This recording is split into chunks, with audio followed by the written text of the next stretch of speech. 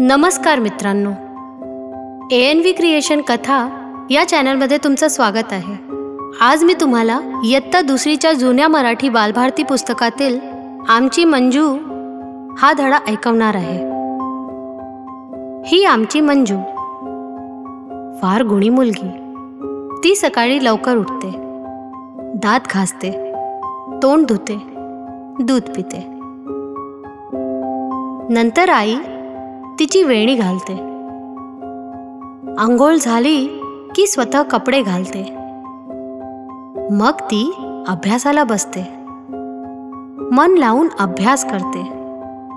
अभ्यास झाल्यावर पुस्तकांची आवराआवर करते।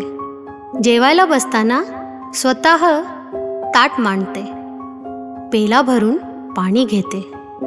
आई तिला जेवायला वाढते।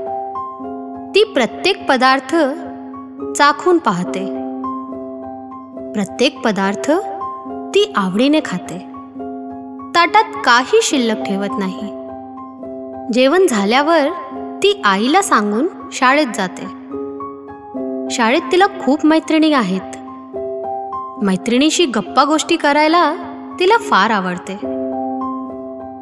घंटा झाली की मंजू वर्गात जाते, अभ्यास करते। इतरही उपक्रमांत भाग घेते। शाळेत बाईंची शाबासकी मिळवते। खेळताना ती कोणाशी भांडत नाही, रुसत नाही। घरी आल्यावर हात पाय धुते, आईला कामात मदत करते, आई बाबांशी गप्पा मारते। रात्री जेवण करून झोपण्यापूर्वी वाचन करते। तर मित्रांनो, हा होता इयत्ता दुसरीचा जुन्या मराठी बालभारती पुस्तकातील आमची मंजू हा धडा। असे जुने मराठी बालभारती पुस्तकातील धडे किंवा कविता तुम्हाला ऐकायच्या असतील तर आमच्या या चॅनलला सबस्क्राईब करा आणि तुमचे मत आम्हाला कमेंटमध्ये सांगा। धन्यवाद।